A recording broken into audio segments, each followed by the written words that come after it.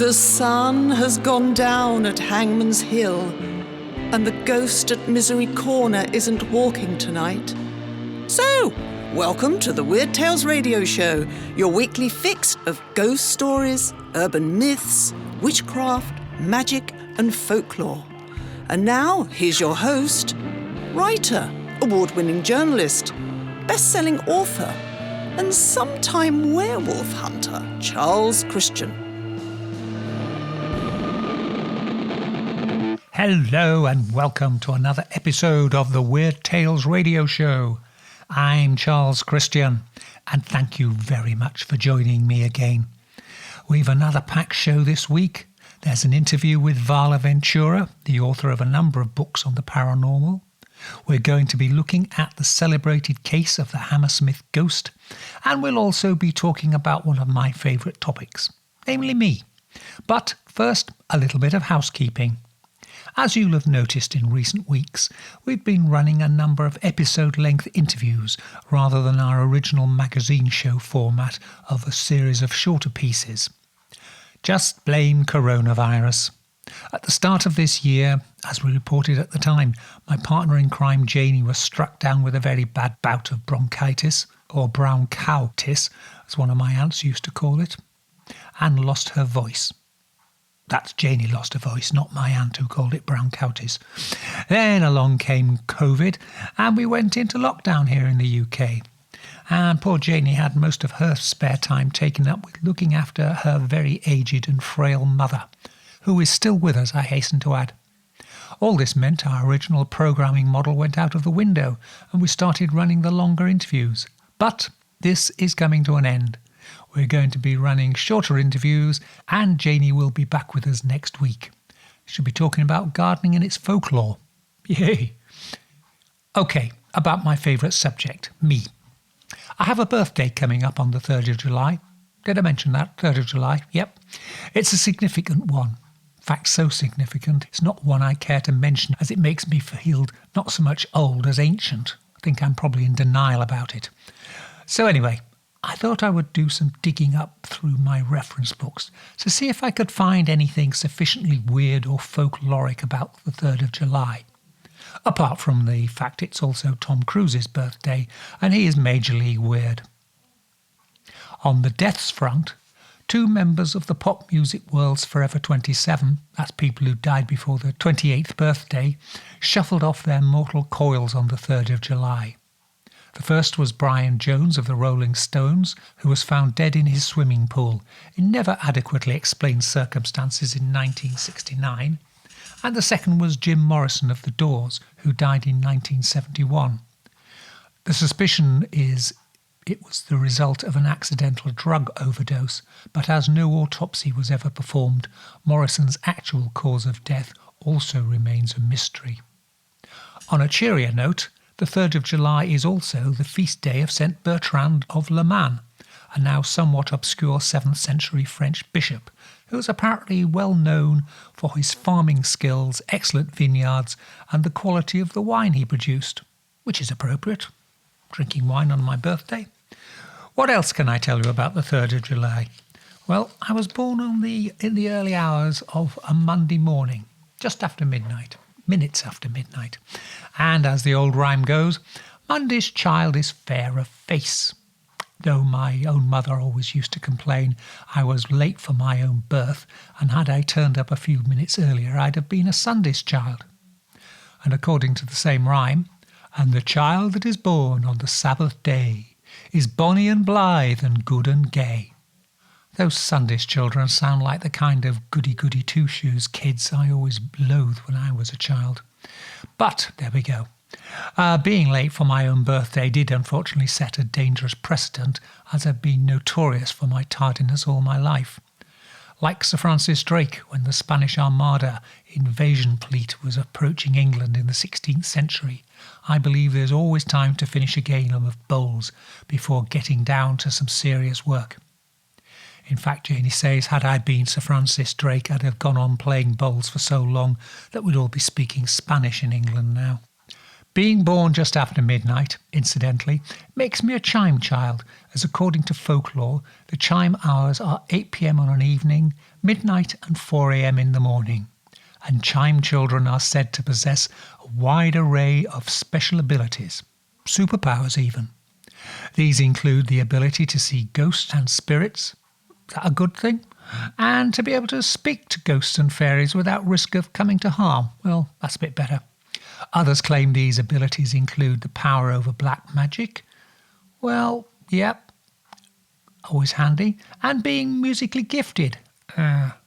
Sadly, not the case when it comes to me. I've been trying to play the 12-bar blues for about 40 years and can still only manage about 7 bars.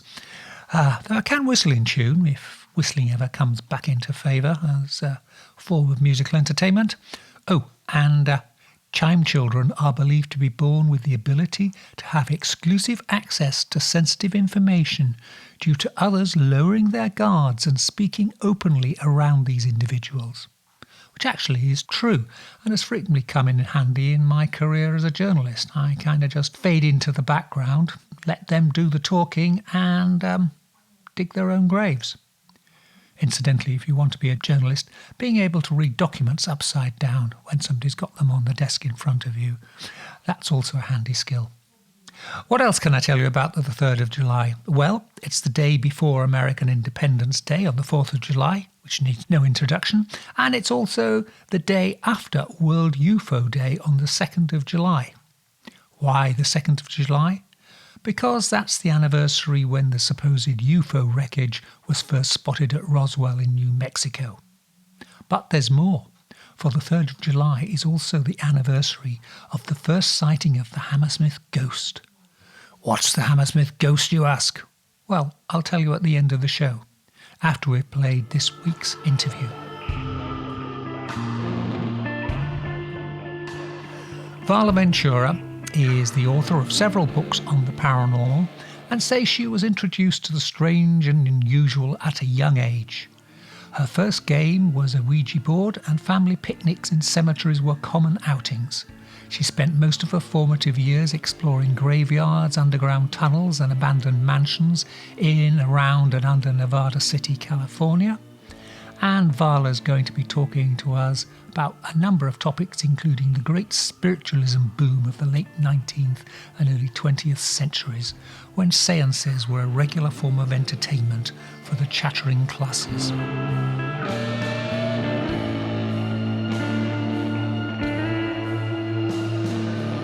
And it's my great pleasure to be talking to Varla Ventura. Varla, good to speak to you. Hello, Charles. Thank you for having me. Now, you have been looking at your website. You've got some wonderful, interesting books on there. Tell us a little bit more about yourself and how you first got into this line of activity. I am a child of a very open-minded and esoterically minded woman who my mother exposed me to a lot of things as a young child that I think later formed my interest in the occult. We would play psychic parlor games and mess around with the Ouija board. But also, I think her bookshelf was the thing that probably influenced me the most. She always had books about the tarot, astrology, quite a few Dion Fortune. That was one of her favorite writers. Mm-hmm. A bit of Aleister Crowley. So there was always a lot of, and Sybil Leek, a British witch that I'm sure you're familiar with. So these were a lot of the sort of books that were, you get bored in the summer and you start reading whatever's on the shelf. And I was an avid reader, really an avid reader. I was pretty voracious, and we lived in a very rural area. So you couldn't just pop over to the library as often as you'd like. So I would just read and explore. And I also had quite a few older siblings who liked horror and comics and things like that. So those were often left behind in, the grandmother's basement. We'd go and visit in the summer and you'd read what all your cousins were reading or what your older siblings had left there. So it was kind of the combination of things, sort of a witchy nature combined with this sort of classic love of horror and a little bit of, Ripley's Believe It or Not kind of strange facts and things like that. Yeah. So those are a lot of the books and material that I was influenced by. And then as I sort of started finding my way in the world, and I had always loved to write and realized that, I actually might be able to do that as a career. One of the first books that really did well with my publisher, Wiser Books, was The Book of the Bizarre, which to me was sort of a combination of all of those things. It was ghost stories, freaky facts, sort of a Ripley's Believe It or Not meets the occult kind of collection. And while I think I've evolved quite a bit since writing that, I think that was sort of the foundation for me of saying, oh, these things that I'm interested in, that I like to talk about, that other people start chatting with me about, can actually, it sort of opened this whole world of sort of esoteric and magical writing for me. Just looking at some of the notes I've got about you, you seem to have an interest in spiritualism and its sort of history, if you like, in the US.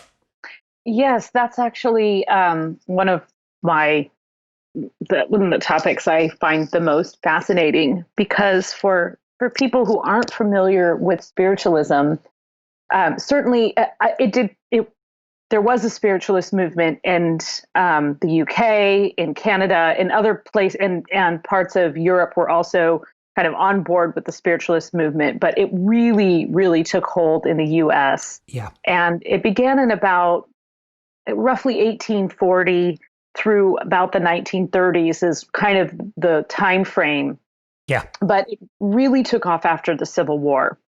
And you had Mary Todd Lincoln in the White House conducting seances and making contact with the ghost of her poor little deceased son, Willie. And so when you have a figurehead like that, conducting business, then it certainly feeds the popularity of this movement. And just to briefly define it, it's essentially the belief that not only can we make contact with the spirits of the afterlife, but that they actually have a message for us, so they can guide us and give us tips, if you will, on how to live our best lives. But really, just a part of the reason that it grew so popular post Civil War is that there was such a loss of life.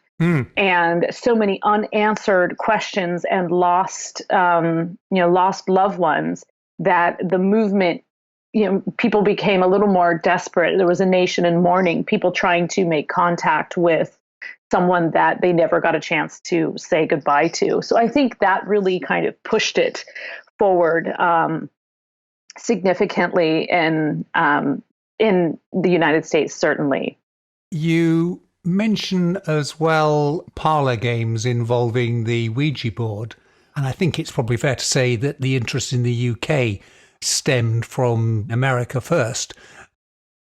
You read books of the late 19th century, early 20th century, and spiritualism is almost a kind of game, it seems, where people will have a medium come round to do a séance, almost as a party trick after an end of a dinner party or something of that nature.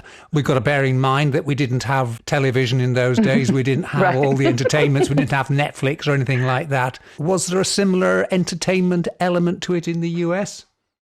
I think absolutely there was. And there was also, while of course there were people that took it very seriously and made it their life mission, there were a lot of people who dabbled in it. And also a lot of prominent members of society who would take part in it. And so it wasn't uncommon, and it wasn't necessarily in conflict with being a quote unquote God-fearing citizen. You could be an upward citizen of your town, or the government at large, or any kind of well-to-do prominent person, and go to church on Sunday, but have attended a séance on Saturday night. In fact, in the US especially, it was many sort of the upper echelons of society who were hosting these salons and who had a spare parlor to set up a table and host these kind of psychic sessions. And interestingly enough, it rolled in some cases with suffragists and even abolitionists, so that many times people who were sort of considered progressive were also sort of progressive politically as well. And so you often find some examples of like there was this couple, I believe they were in the Massachusetts area, Amy and Isaac Post, and he went on to sort of become a semi-renowned psychic that no one's heard of today. But they would host these salons, and they had Susan B. Anthony come and speak to their community. They had Frederick Douglass come and speak, and they had the Fox sisters, so who are kind of the most probably well-known and most scandalous of the spiritualist movement. So there was a parlor element. I think, like with anything, there were people who took it very seriously. I think it was probably taken more seriously earlier on, and then people were able to start debunking, or as things evolved. I mean, we're talking about a time when, as you said, no television, disembodied voice on a telephone or a telegraph. These were all new things. You know, we went from communicating via steamer train to being able to pick up a call from another state. And so those things all sort of contributed to the wonder and perhaps even the disenchantment with it. Although the Fox sisters, as I mentioned, they really did, not only were they kind of considered the people who put spiritualism on the map, they also were its downfall. So they're kind of a fascinating story. How did the downfall? Because it's one of those things that seemed to fade away. I mean, it came back again, obviously, after the First World War, where once again you'd had a huge loss of life, and people were wanting to, understandably, say farewell to lost family members and the like. But then it just seems to have rather fizzled out. And, obviously still goes on, but the mass effect seems to have gone. And now it's very much fringe. You mentioned the sisters. How did he get killed then? What happened? There were three sisters. One was the manager, and two were sort of the act, if you will. Yeah. And they essentially kind of started this. It was a series of like knockings and rappings. That is how they made contact with the other side. Mm-hmm. They would ask questions. They would go into trance. And the other important thing about spiritualism is there's typically a medium involved. So there are plenty of instances throughout time and history of people trying to make contact with the dead or some kind of greater entity, of course, right? I mean, the oracle, all of these things. But the thing about spiritualism was that it involved usually someone who is designated as the spiritualist who could make that contact for the quote unquote ordinary soul. And interestingly, it was very often women. And this is something that I talk about in the Paranormal Parlor book that I actually, I had to curb myself. But I believe that the spiritualist movement did allow women in Victorian society to explore a path that might not have been open to them previously. Primarily upper middle class white women, but nonetheless, these were women that their choices were, marrying well, or you could go the other way and, become a spinster at 30, or you could live a life of servitude, or perhaps, enter into acting or prostitution or things like that. I mean, really, you had limited choices. And so spiritualism actually allowed, and I have other examples, but it actually allowed women to become authors, to travel the world and travel on stage without actually, without being considered something, sort of a sideshow act, but without being part of the circus. And it did allow some freedoms that I think then did give that the suffragist movement that additional push. Mm-hmm. Essentially, I think one of the younger sisters went into trance, and she convinced the other two to kind of start taking part in these parlor games or seances of sorts. And they would usually conduct their it would be like knock once if you're there, knock twice, and they would purport to make contact with the spirit world. And many people today still do believe that the Fox sisters did make contact with the spirit world, but their story is very interesting because they went from being these, three sisters to actually becoming celebrities of the time. They were all born in the 1830s. So really they were right at that like peak. They hit the spiritualist movement right around like 1840 and 1850. So they traveled all around. They were invited to perform and paid to perform and charged, of course, people coming into the theater, and they played large theaters, and they would essentially, make contact. Sometimes they would call someone up on stage. They had a whole act going. Mm-hmm. And it actually inspired a lot of people to try it themselves. Other people believed themselves to be mediums or dropped into trance, after seeing the Fox sisters. And they made a lot of money.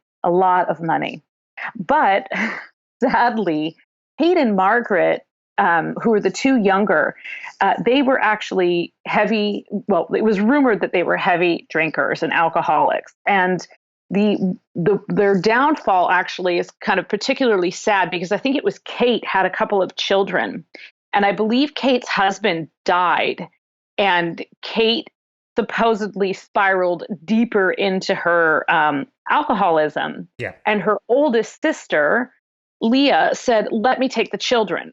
That you're not a fit mother." And Kate became very angry that she had said that to her. And of course, these are all, these are all the rumors that surround them. But there's a few books that explore it in more detail. And so Kate then went to a reporter and sold their story for like $1,500, and basically was like, "We're frauds. We've been faking it all along. And this is, here's what we were really doing, and this is how we were doing it." Then, I don't know if she sobered up or what happened, but she tried to recant it. But by then, as any good reporter would do, once you have the story, you run with it, especially if you've already paid for it. And that was a good chunk of money back then. Mm. So then the other younger sister kind of backed it up. And then there was a cousin who they had, was working on the behind the scenes, who verified that much of it was fake and that they had witnessed it. So by the time they even recanted and tried to say, "No, it was actually real, I just did that to be, get back at my sister," it was too late, and their reputation was kind of ruined, and they stopped getting gigs, and they continued to drink. And essentially the eldest sister, who was married and was kind of the manager, she sort of just went about her life. But the younger two really had kind of a sad, pauperish type alcoholic ending. So because they were so popular, the debunking of them cast a negative light on so many other acts at the time. But that spiritualist movement, as it evolved, did sort of eventually give way to what we might think of today, or in the 90s, we called it the New Age movement. So there are still people who practice spiritualism and define themselves as spiritualists today. But it was once it was a household thing. It wasn't odd to attend a seance. Whereas today, I think you'd be hard pressed to find your average neighbor has attended a seance. Yeah, exactly. Yes. You're listening to the Weird Tales radio show with Charles Christian.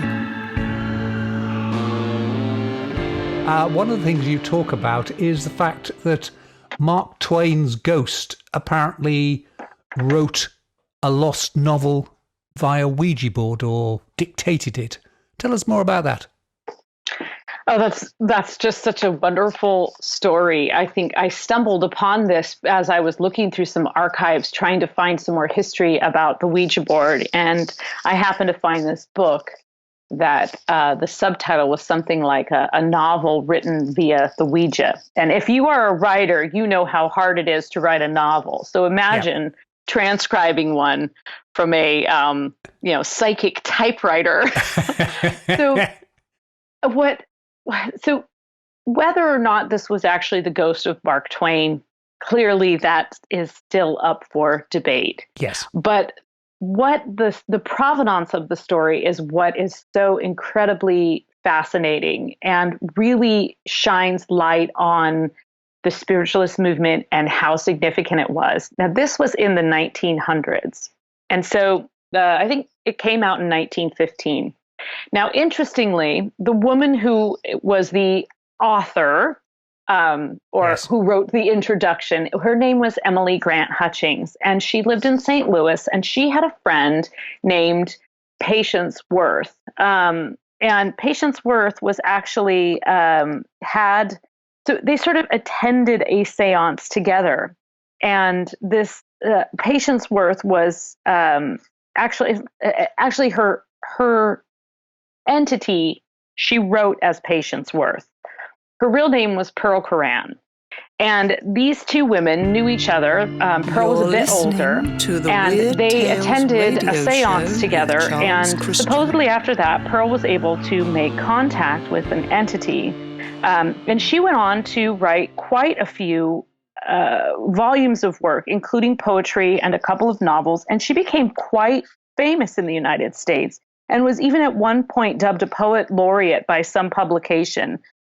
Now, this was a woman who, as far as we knew, probably was a struggling writer until she was in her 40s. And then, bam, she makes contact with an entity and her career takes off. Mm-hmm.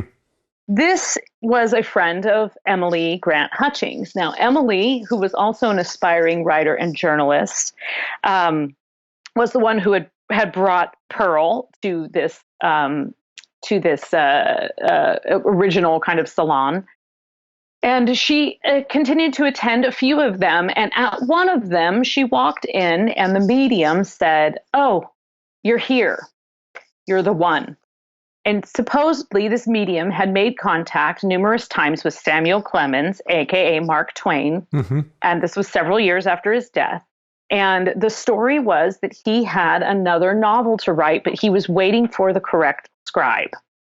And this scribe was Emily. She was his new voice on earth. And so over the series of several months to, I think, maybe the better part of a year, Emily, the medium, and Emily's husband occasionally would all get together for these sessions, and they transcribed this novel one letter at a time from the Ouija board. And what's particularly wonderful, and this is the part I excerpted from in my book because I just loved it so much, but they essentially, over time, started to fashion this classic Ouija board to have some additional grammatical marks. So Twain's ghost apparently complained about having to write out that he wanted something to be a parenthetical statement. So they fashioned a pair of parentheses and a semicolon with marker, with ink onto this board so that the planchette could be pushed around to the correct place. And there was just this incredible description where she's talking about the process. The whole intro to the book is the process through which they channeled it. And even if it's some kind of grand publicity stunt, it's just brilliant the way she talks about it and just the images it puts in your mind of, kind of trying to transcribe something so painstakingly. And then there's a couple of wonderful, very quotes from Twain where he complains about trying to get to the comma or something because he really has to run at the board.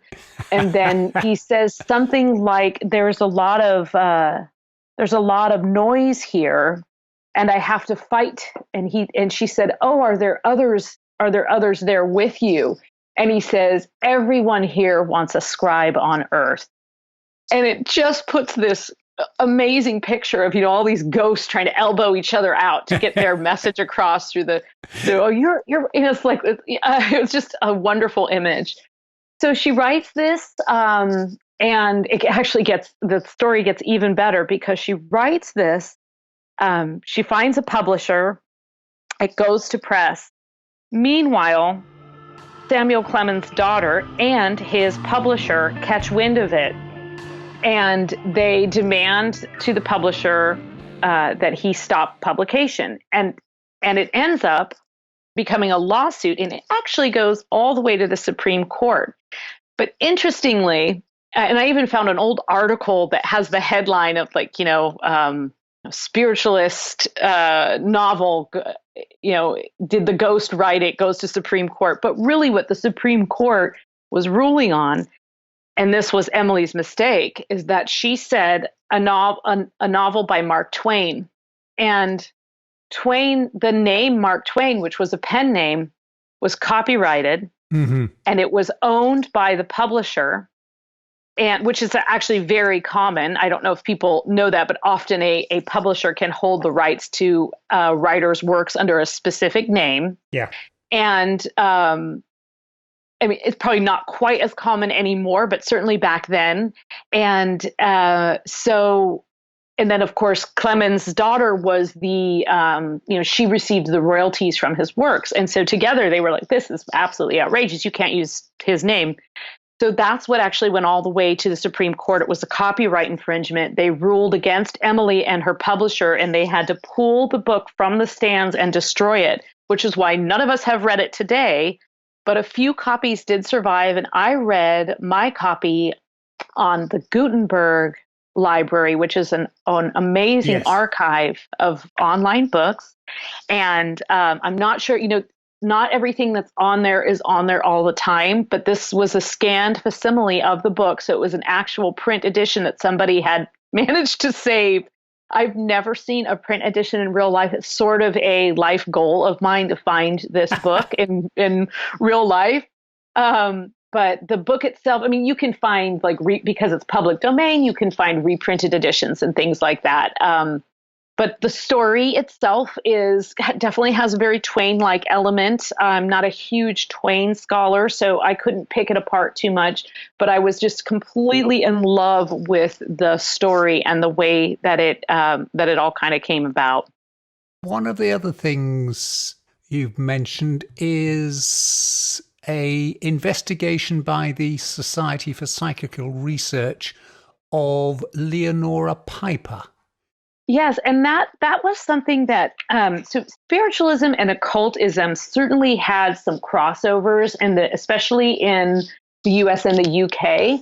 And that sort of kind of more took hold. We're talking more like the teens and the 20s when you had Aleister Crowley writing, and you kind of just had a little bit more of that Golden Dawn movement and the crossover between something more ghostly and parlor-like and actually making it into a spiritual practice. And so there were societies for psychical research, both in the UK and in the US. And their mission, they may actually still, I believe they may still be in existence. The Society of Psychical Research in the UK is still in existence, certainly, yes. Okay. Still going strong, yes. Yeah, great. That's great. So Leonora Piper was investigated. So she has a really interesting case. She didn't live a super, super long life, but she was born in the 1850s. And when she was in her, I think, 30s or so, she was diagnosed with a brain tumor, which supposedly she was healed from because she didn't die of it. But not long after this diagnosis, she began to go into trance. And she actually had a number of entities or other beings that she channeled. I think there were 14 of them or something. And some of them were quite famous.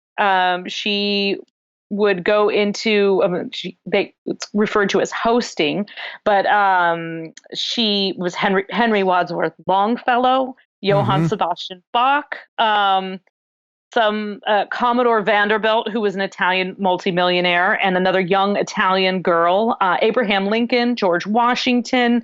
She had this whole sort of range of people that she would drop into trance.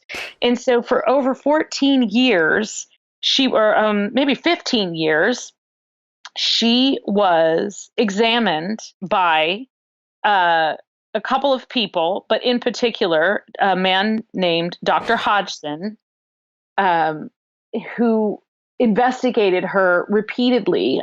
He was also someone who investigated Madame Blavatsky, and the sort of the goal was the idea of the Society for Cyclical Research was to weed out the frauds. Yeah. So that the true psychics can come through, so that the true message, so kind of trying to debunk the ones who were clearly just trying to make a buck, so that to give psychics and spiritualism the proper credit that it deserved. Yeah. And so they investigated her, and they tried many, many different things to trip her up. They would ask questions, and when she was in trance of one thing, and ask her things she couldn't possibly know. And she would sometimes speak in Italian, and she would sometimes speak in French, which she claimed she didn't know those languages.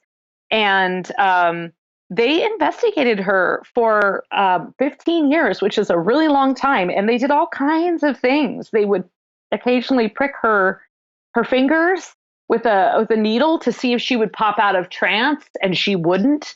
And so finally, after 15 years, they sort of decided that she was genuinely going into trance and making contact with these people. And I read about it because there was a woman named Nora Lee Robertson, and she actually wrote all about it in sort of a publication that was published in 1904. And it was actually called Mrs. Piper and the Society for Cyclical Research. And I just thought, oh my gosh, Leonora Piper, she just was like a corset wearing, high necked, well-to-do woman who then would just drop into trance and start talking like Abraham Lincoln. I mean, pretty fabulous. But this was actually a quote from, on behalf of the society, Norley Robertson wrote, "Mrs. Piper's mediumship is one of the most perfect which has ever been discovered. In any case, it is the one which has been the most perseveringly, lengthily, and carefully studied by highly competent men. Members of the Society for Cyclical Research have studied the phenomena presented by Mrs. Piper during 15 consecutive years. They have taken all the precautions necessitated by the strangeness of the case, the circumstances, and the surrounding skepticism.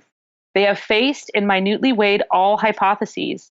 In future, the most orthodox psychologists will be unable to ignore these phenomena when constructing their systems.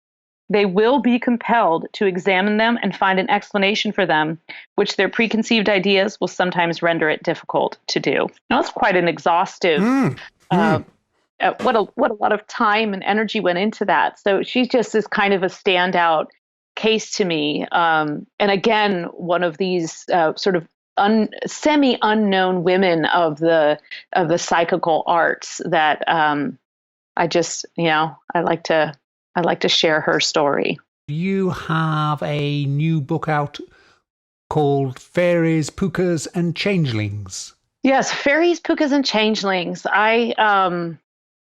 I find that I think as a child, I was exposed to a lot of, I guess, for lack of a better way of describing, the real fairy tales, the real stories. Mm-hmm. And I think over time, particularly in the US in the 1950s, a lot of these fairy tales became very sweet and delightful things. And we came eventually to think of fairies as something more like Tinkerbell, that basically maybe had a little bit of a temper, but largely existed to, do our bidding and pollinate our gardens. Yes. And I think anyone, and certainly I think that in the UK and in particular and in Ireland, the culture is much more immersed. The fairy culture is much more immersed in daily life than perhaps in other places. But there are many, there are many, many creatures in that giant kingdom of the fairy that are not at all gossamer winged little entities and are not at all set to just hang out in your garden and make your life better. And I think that I wanted to put together something that explored a little bit more of perhaps the lesser known, but also certainly some of the scary, the funny, that sort of that general wicked kingdom of the fairy. We have this tradition, I think it's originates in Scotland, of the Seelie court and the unseelie court, and one lot are relatively benign fairies and the other lot are decidedly unhelpful fairies. And Yeah. there are endless folk tales of people stepping inside of a fairy circle and popping out again, they think, just minutes later, only to discover a day or a year or a decade has gone by and they've been trapped in fairyland. And there is that very dark side to them, isn't there? Yeah, absolutely. That whole idea of the loss of time, which is something that, exploring these fairy stories and thinking about that relationship with time, it's certainly something I have been led to contemplate deeper, because I do think that in our daily lives we have this very linear idea of, okay, you get up in the morning, you brush your teeth, and then you go to sleep. And it's usually often for many of us only in the dreaming state when things defy the regular rules of the day, gravity and time, and you can take a whole trip around the world and it's only been a few hours while you've been asleep. So I think when we look at the kingdom of the fairy, it's also a discussion of our relationship with time, because as you said, all of these stories involve falling asleep on the fairy mound and waking up and seeing things, this beautiful enchanting world that often starts to lose its luster after the third or fourth day of dancing and drinking, and we've all been to parties like that. To look a little more haggard, and we've all been there, so it makes sense. But then you wake up and people have reported you missing, or thought that you were lost, or maybe you're missing your shoes, or possibly even your clothes. And it actually reminded me quite a bit of some of the stories I have read and heard told late at night on the Paranormal podcast about people having these abduction stories. And while I'm not here to say, oh, no, aliens don't exist and there's no way that people were abducted, I couldn't help but see a lot of the parallels in that kind of idea of being taken, not knowing exactly what happened, having some memories but not full memories, and then waking up days later wandering along a road without your shoes. Yeah.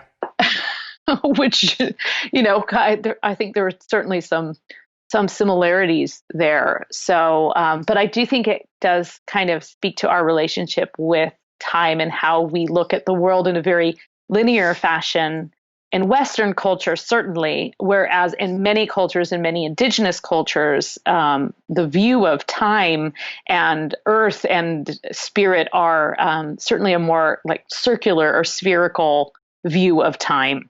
No, it's fascinating, that one. And you do wonder whether people who claim to have had encounters with fairies in the past, whether they are the same thing that people are now encountering with aliens, except for nowadays where we're used to space travel. And we've seen so many sci-fi movies, we think aliens are the source.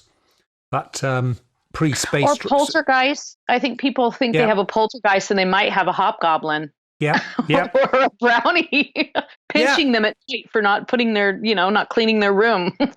Yeah, indeed. No, I mean, it sounds sort of flippant, but it's intriguing that the same phenomena carry through different types of entity, I think that's a wonderful point. And I think you also can see that cross-culturally, certain types of entities or beings repeated. The trickster, for example, So often we have these tales of the trickster, like a puka who's kind of snatching you away and taking you on this wild ride. And then you might have something like coyote, who's also a trickster. And all these kind of play a lesson, not to say that, these are all just stories to teach us. These are all just allegories. I don't really believe that, but I think there's a repeat of certain themes that we seem to continue to need to learn over and over again as humans across, time and space. And so I think it is interesting, and it's certainly, I think, worth deeper exploration of the comparison, because when I was writing the fairy book alone and I thought I knew something, I learned so many things, and I did start seeing some of the parallels between stories that I had heard in modern day and wondering what they, if they really are what we think they are, and if there's still some kind of lesson we're meant to learn, repeatedly. So yeah, it's definitely.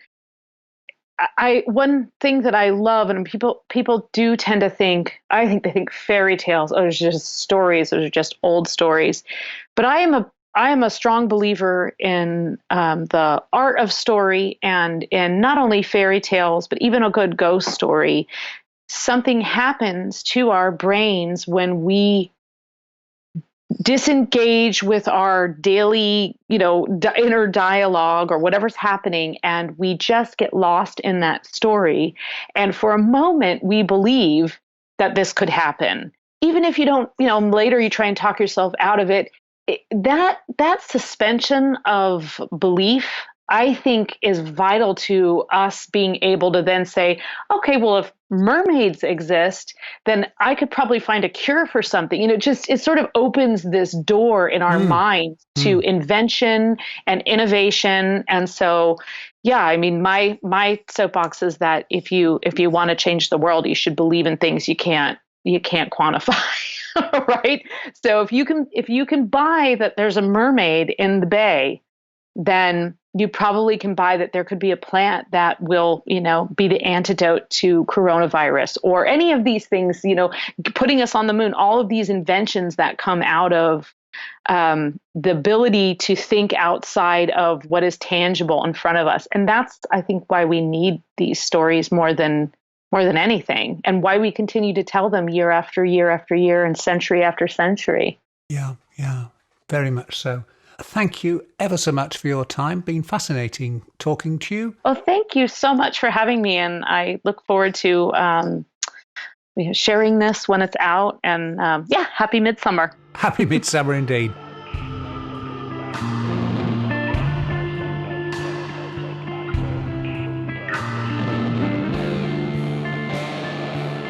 Once again, a big thank you to this week's guest, Varla Ventura. You can find more details about her books and activities on her website at www.varlaventura. That's VARLAVENTURA.net. And make a note of that, it's .net, not .com. Incidentally, if you were wondering why at the end of that interview we both wished each other a happy midsummer, that's because that's when we recorded the interview. It was Midsummer's Eve. Now, I promised to tell you a lot more about the Hammersmith Ghost, which is said to haunt St Paul's Churchyard on Queen Caroline Street in the London borough of Hammersmith on the 3rd of July every 50 years. And it's now not expected to rematerialise until sometime around the year 2055, by which time I'll have probably joined the choir eternal and be a ghost myself. Yeah, I am that old. Now, the ghost is said to be a towering figure whose eyes gleamed with fire, and all in all so terrifying that the last person who witnessed it shortly afterwards died of shock. Those of you of a cynical disposition are no doubt thinking, it's a bit convenient that these eyewitnesses to ghostly sightings die before anyone can verify their tales, as the Hammersmith Ghost is not the only apparition where the witnesses to it have died soon afterwards. However, there is also another element to this story, as the whole Hammersmith Ghost saga has the makings of a full-scale urban legend, or a practical joke that went badly wrong? Here's the full story. The first sightings of the Hammersmith Ghost were sometime in 1803, and people said they had been attacked or surprised or startled by a ghost, very tall ghost, materialising out of the dark and scaring them. Some said it was a spirit of a suicide victim who'd been buried in the churchyard.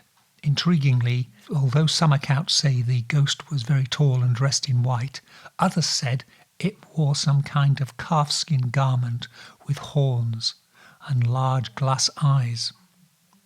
Anyway, 2 women, one elderly, the other pregnant, were reported to have been seized by the ghost on separate occasions while walking near the churchyard, and they were so frightened that they died of shock soon afterwards. That's the deaths we were mentioning. And another man witnessed it, and something jumped up from behind a tombstone and seized him by the throat. And he fought it off and it disappeared. Now, where it gets rather more mysterious is that people began to suspect that it might not be a ghost, but possibly somebody disguised as a ghost, wearing a large white sheet or a shroud. And soon the local police and gangs of vigilantes were wandering the area at night, looking to see where this ghost was. And then we come to the sad saga of Thomas Millwood. Now, Thomas Millwood was a bricklayer and was wearing the outfits bricklayers wore in those days, which was white clothing, linen trousers, almost entirely white waistcoat of flannel, and a white apron. And he was making his way home just after 11 o'clock one night when a mob turned up, led by a character called Francis Smith. Francis Smith challenged Thomas Millwood, the bricklayer, and said, "Damn you! Who are you and what are you? Damn you, I'll shoot you." And before Millwood had a chance to say anything, Millwood did shoot him and sadly hit him and killed him. That was the end of Thomas Millwood, who possibly did go off to become a real ghost. However, as for Francis Smith, he was arrested and eventually put on trial for murder. And the judge said that it was clearly not self-defence and it was clearly not an accident. He went on to say that Millwood, this was the guy who got shot, had not committed any offence to justify him being shot. Even if the supposed ghost had been shot, it would not have been acceptable, as frightening people by pretending to be a ghost is not a serious felony, just a little misdemeanour meriting a small fine. The judge generally chivied the jury and they returned a verdict of murder. The punishment in those days for murder was death by hanging, followed by public dissection. They gave their body to trainee surgeons to practice on. However, in this case, the judge intervened immediately and had the sentence commuted to 1 year's hard labour. Yeah, you're thinking it's a bit confusing. Why didn't you let the jury return a verdict of manslaughter in the first place? I don't know. That's lawyers for you. Oh, I used to be a lawyer, didn't I? Yes. Anyway, those who you are interested in these legal matters will be intrigued to know it took the best part of 180 years before this point of law was actually clarified. Namely, if somebody believes something to be true, even though it's quite clearly not true, then that is a defence. So if you think you are actually confronting a ghost, even though everybody would say, no, it can't be a ghost, but you genuinely believe it, then it is a defence to shoot the ghost. I hope all you people who go out ghost hunting don't take that to heart and go running around with guns, because you'll all be in jail. There are a couple of footnotes to this story. because some of the eyewitnesses said the ghost was wearing a cape with horns, as I mentioned at the outset, which actually sounds like some of the descriptions given to Spring-Heeled Jack, the notorious practical joker or bogeyman who terrified the London suburbs and other parts of the UK for the best part of 40 years during the mid-Victorian era. So, were the two apparitions related? For example, there are reports that the Hammersmith Ghost was seen as late as 1824. Was the Hammersmith Ghost later materialising as Spring-Heeled Jack, or was the Hammersmith Ghost the inspiration for Spring-Heeled Jack? Spring-Heeled Jack, incidentally, has never been adequately explained, with theories ranging it from it being the work of a drunken Irish nobleman to mass hysteria, always a popular excuse, to even being the work of an extraterrestrial. The second point to note is that anybody looking for the Hammersmith Ghost today is going to be sadly disappointed, for although St Paul's Church still stands, the churchyard has been tidied up and gentrified so it no longer looks spooky. The whole area is ruined by multi-lane urban roads, one-way systems, traffic islands, and, horror of horrors, the area is overshadowed by the Hammersmith flyover. Next time you're in a traffic jam on the flyover heading into London, look down to your left and you'll spot the church.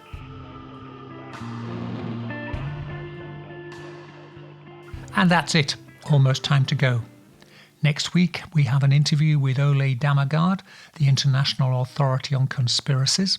Did you know there is a conspiracy theory that even the term conspiracy theory was coined by the CIA to discredit people who have theories about conspiracies?